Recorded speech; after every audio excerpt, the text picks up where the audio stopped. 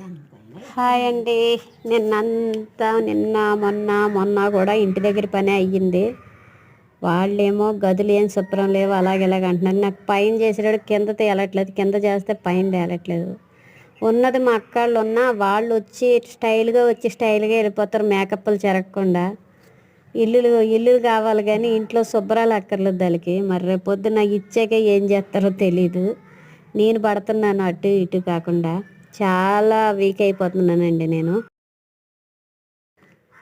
మళ్ళీ అక్కడి నుంచి దోరపూడి ఉందమ్మ. మా ఏదో వచ్చేస్తాడు, పెద్ద మాయ వచ్చేస్తాడు, బెల్లలు వేసేసాడు అలాగేలాగంది. తీరా పోని మాయ కూడా నన్ను కూడా తిడుతున్నాడు కాబట్టి నడమ్మాయి వెళ్దామన్నాను. తీరా వచ్చి చూసేటప్పటికి గేట్లు అయ్యి చేసాము. నేనేమో ఇల్లంతా శుభ్రం చేసుకొని గదులు అయ్యి ఒత్తుకొని అమ్మ నేను ఇదవుతే తీరా చూస్తే బావ ఆదివారం ఉన్నా సరే రాలేదు. ఇలాగంటే ఉంటుంది మా బావల పరిస్థితి. ఇద్దరం పడతాం, మా అమ్మ నేనే పడతాం. ఎక్కడున్నా సరే మా అమ్మ నేనే పడతాం.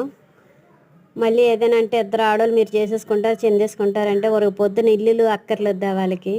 కానీ ఎక్కడున్నా అక్క చెల్లెలు కలిసి ఉండండి. అలాగే ఒక్కింటికే ఇచ్చారు అక్కలిద్దరిని, వాళ్ళిద్దరు కూడా కలిసి ఉంటే నాకు అదే చాలు. బావల్లారా మీరిద్దరు కలవండి దయచేసి. మనం మన ఇల్లు చక్కబెట్టుకుంటే బయటోడి ఇల్లు చక్కబెట్టచ్చు. మీరు బయట పనులు చేస్తున్నారే కానీ ఇంట్లో పని కూడా చూస్తే ఇంకా బాగుంటుంది. ఇంట్లో కూడా చక్కబెట్టడమే కాదు, మీ కాపురాలే కాదు, నేను ఒక్కరిదాన్నే చేస్తున్నాను ఎక్కడ చూసినా. మరి మీకు అవసరమైతే మీరు రావాలి కదా, ఆ టైంకి వచ్చి వెళ్ళడం అన్నది న్యాయం కాదు. ఇంకేంటి ఫ్రెండ్స్, ఏం చేస్తున్నారు ఏంటి? ఇంటి పని అంటే ఆడదానికి మామూలే కానీ హెవీ పని అయితే మరీ కష్టం. అందులోని అమ్మ నీరసంగా ఉంటుంది, నేను నీరసం అయినా సరే మేము అలా చేస్తాం. ఇప్పుడు మళ్ళీ దోరపూడిలో